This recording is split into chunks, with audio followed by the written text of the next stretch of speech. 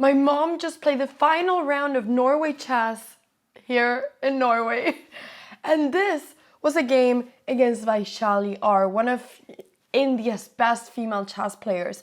Now, Vaishali is incredibly strong. She's 22 years old and she's the sister of Pragnananda, one of the best chess players in the world. And my mom had already played her a few days ago. She'd had quite a good game, but she had unfortunately lost. And today she wanted to get revenge. So the game started with e4. My mom played c5. And this was really important because if my mom won this game, she would actually have a chance of coming 5th instead of 6th in Norway Chess.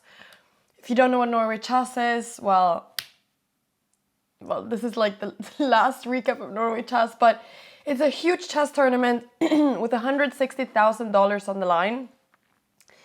And there's kind of a weird point system, but my mom coming into this round was 6th, which means that she was last because there's only 6 invited players in the female Norway Chess. So she really wanted to get her first classical win so that she could maybe come 5th, and also just because she really wanted a classical win. So we see here that an Alapin happened, bishop c2, knight c6, and all of this is very, very, very standard. Now she went bishop e6, defending this pawn on c4. She has to defend it. And because this bishop is right now blocking this pawn, it means that this bishop needs to get out in a different way. So she played b3 first, she took, and then bishop g7. Now I think that this position is really comfortable for my mom, but here she played bishop g4, and the idea of this was that she wanted to pin this knight to later play e5. Now, the reason I'm going through these moves quite fast is because, believe it or not, this game is over 140 moves long, which is absolutely insane. I have also kind of lost my voice. I don't know if you can hear it, but my voice is slightly weird. But yeah, so bishop g4. Now this bishop is pinning this knight, and what my mom wants to do is that she really wants to break through the center and play this move e5, because with the bishop, with the knight, with the queen, this would become extremely strong. So rook d1, kind of preventing e5, and now she played queen d5, threatening to take on f3 and double up the pawns, but also looking at b3. Now in this position, Vaishali spent almost an hour thinking, like 1 hour. I was sitting there like talking about so many random things, so I didn't really know what to do anymore. She thought for almost 1 hour, and then she sacrificed her pawn. She played bishop e4, sacrificing the pawn on b3, and I think that nobody was really expecting this move. And my mom literally captured this pawn in 20 seconds. But when she thought for so long, I thought it has to be because she wants to do some form of sacrifice.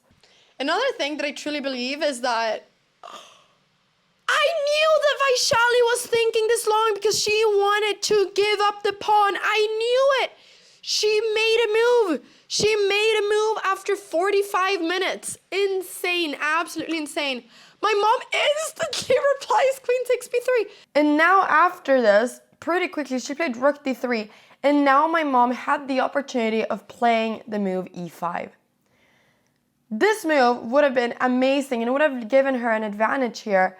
But she didn't play it because, well, I think it's maybe kind of a difficult move. If you now threaten the bishop, and the bishop takes and queen takes, well, it doesn't really look like this is going to be that good. But it is, because after e takes, if you go takes, and we can go knight takes d4, and if they take the queen, then there's knight takes queen, and after bishop takes f3, there's the move bishop takes a1. So the point is that this bishop is threatening this rook all the time. So, and if you go something like this first, like takes, then you just take, and if you now, let's say, take here, then you can just go back to e6, and it's going to be equal material, but my mom is going to be a pawn up. So this would have been really good, but my mom unfortunately missed this move e5, And instead she played rook d8, which I actually predicted was going to be the move that she did. Both me and my dad, he was there predicting as well. So now finally Vaishali needs to get rid of this bishop. So it's takes and f5.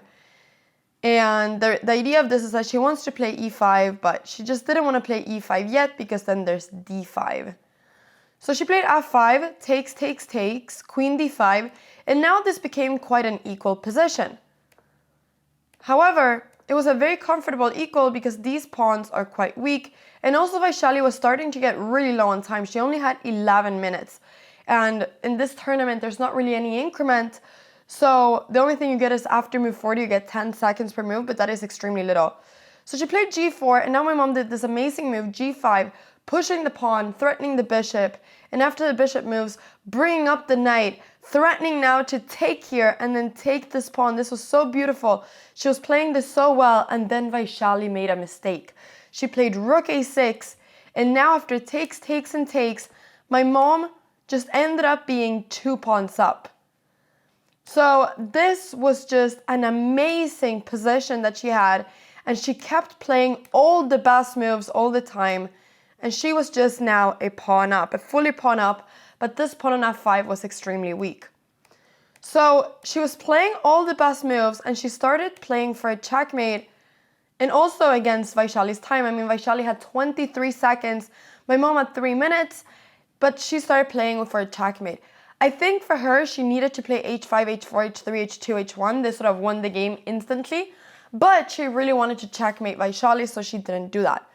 So she started playing these moves, which are fine, but it would have been a lot easier for her to just play h5, h4, h3, and it would have been so hard for Vaishali to stop the pawn with 20 seconds on the clock. Instead, she made this mistake, bishop c3, which is a mistake because now there's rook a3, pinning the bishop. And actually, it is not better for my mom to trade a rook. Like, my mom wants to have as many pieces as possible in this position. So for her, it's better to have 2 rooks than 1. But now knight d8 was played, king g7, and then rook a3. So my mom was still completely winning here, but now it was a lot more difficult because she had to find this move here. She had to find rook e3, which was a really difficult move to find. So takes, and now they enter this position where once again, h5, h4 is just completely winning. But for some reason, my mom did not want to push that h pawn. So she kind of placed her pieces in a way where she couldn't really push that h pawn. And this just made it a lot harder. Now here actually Vaishali had an opportunity of going rook takes e7. And if bishop takes, there's knight e5 check. And then knight takes rook, and this is an immediate draw because this knight will always be able to stop the h-pawn. Vaishali didn't see this, but now it was clear that they were, even though my mom was winning, they both had very little time, and there were a lot of ways where this could go wrong. So my mom was still completely winning, but she had 26 seconds on the clock. And in this position, she was kind of going back and forth. She actually had to go king h8 and then try to start pushing this h-pawn, but it's very difficult. She went for this move, rook c2, which is a huge mistake, as she now allowed Vaishali with 40 seconds on the clock to find this brilliant knight takes e7. Now this move is brilliant because after my mom takes this knight, yes, Vaishali will be a piece down, but this is actually a theoretical draw. And there is not really any way for my mom to win this position anymore. So even though this is a piece more for my mom, if there's no pawns here, it's just going to be a draw. And so here they went back and forth. I mean, it was insane. Like, they played so many moves. I'm going to go through them very quickly. My mom was trying to find a checkmate, obviously. And the way you have to do this is that you have to try to get the king to the square with that's on the same color as the bishop. So this king, my mom wanted to try to get it to a1 somehow. So check. There are so many checks everywhere. Slowly but surely, she was trying to bring the king up. There's also a rule in chess which is called the 50-move rule, which means that after 50 moves with no captures, the game becomes a draw. So we were everybody was waiting here for the arbiter to stop the clock. But the arbiter just never stopped the clock. And in this position, Vaishali did this beautiful move, rook d2 check. And I just thought that this was absolutely beautiful. Like, I really thought this was just so beautiful. I'm also trying to figure out why this move. Yeah, okay. The engine was saying that you can play rook c1 here, but I was like, wait, rook h1 is a checkmate.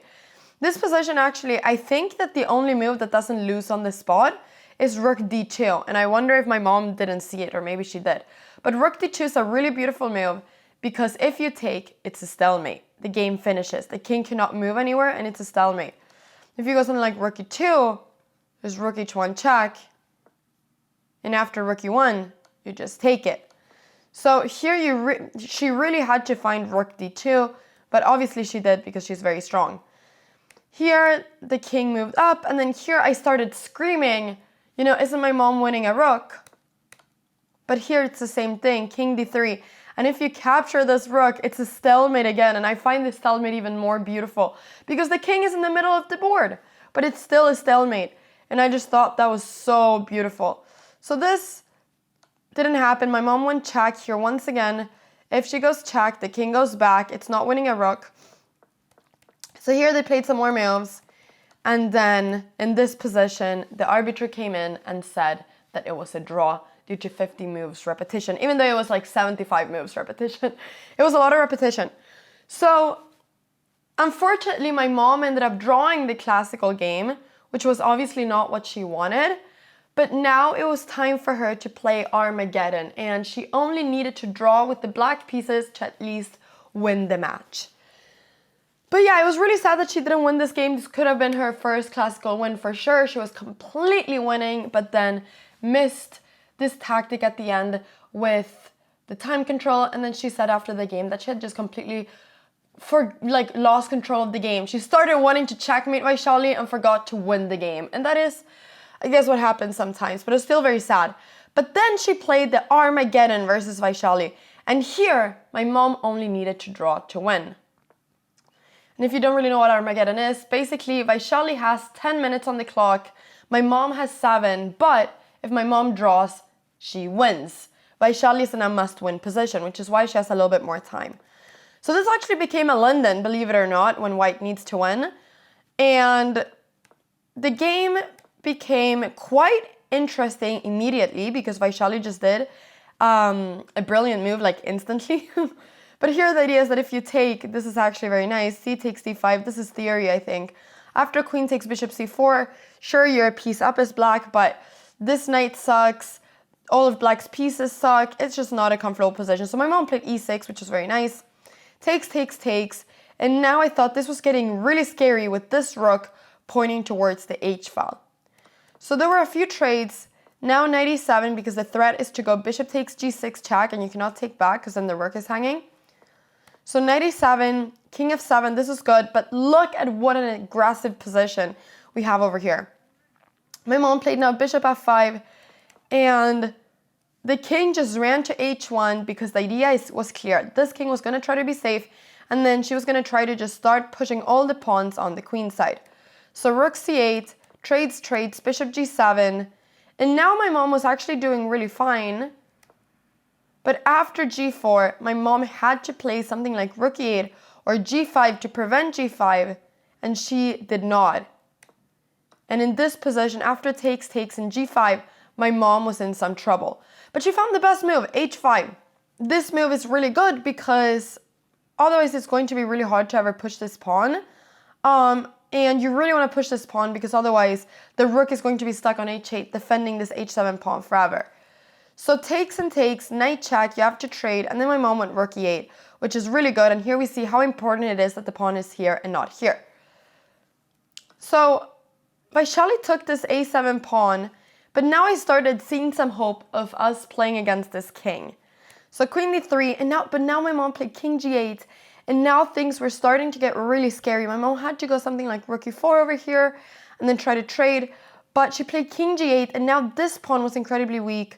And Vaishali fortunately played f3. She was low on time because she wanted to stop rook e4. But here she plays f4 and then tries to play g4 and just completely bombards this king. I don't know how we're surviving this. But she played f3, Queen e6, now g4, which was the best move in the position, super good move. And here my mom played d4, threatening the queen to try to get some attack over here. And now, finally, my mom had a chance of coming back into the game with the move rook a8, threatening to go check and checkmate. But my mom just played h4, completely not doing that move. And now this was just completely lost, because if Vaishali takes on h4, what is my mom going to do? If she goes here, if something like rook a8, you know, you can just play anything. And after something like rook c3, I mean, this king is just so weak. So it's just a very different position. Instead, she played f4 now. And now, finally, my mom found the move rook e8, b3. And now it was my mom that was in the game. Queen takes b6. You cannot take back because the king is hanging. Queen b2. And now my mom went back to d5, allowing for rook takes h4. However, rook h4 didn't happen. Instead, the rook just went up one step. Rook a3. d3, pushing this pawn because otherwise this pawn is hanging. e6, my mom took it. This was a desperate attempt. And now, after king b1, my mom found a brilliant move, which was rook takes a2. And this move actually won brilliant move of Norway Chess of the day. Now, why does it do that? Well, the reason it does is because after it takes and takes and takes, my mom actually just can finish the game immediately by just going for repetition here instantly. And and just finish the game, because with the draw, she wins the match. So drawing and winning was the same. Now, my mom actually said that she might have continued if she saw that the rook was hanging, but when she played rook takes a2, she was insta like, I'm winning the match. So she just repeated, because it's the same as win. Draw equals win here. Queen b3 check. She wins the rook. Okay, she wins the rook. What? Why is she not taking the rook? Oh, she was just flagging her. Did she flag her? What? Why did it take the draw? Because draw is win, but still win. She could have won. I wanted her to win a game. Why is she not? Why is she not? So, my mom won the match, which was amazing, but it would have been even more amazing if she won the classical game, but it was still really amazing that she won the match. This unfortunately meant that she still got 6th, and she actually would have gotten 6th no matter what because of how the results were. So she ended up getting last in the women's section, but she did draw almost all her games in classical versus a lot of higher rated players, which is still really, really good. I think I don't know if she ended up gaining any rating, but she definitely didn't lose a lot of rating. So overall, I think she's happy. Of course, she wishes that she would have won one classical game. She didn't, but she did draw 8 out of 10 classical games versus a lot of higher rated opponents. So I hope that you've enjoyed Norway Chess. I hope that you've enjoyed all of these recaps. Thank you so much for following this whole tournament. And now it is time for me to compete in chess. I am now literally, like, I'm not even kidding. I need to leave right now. I haven't packed and my flight leaves in 1.5 hours. I need to go to Madrid now to compete because I am playing in a chess tournament there. And it's now time for my mom to commentate my games. So thank you so much for following my mom's journey in Norway Chess. And I will see you all in Madrid. Wish me luck.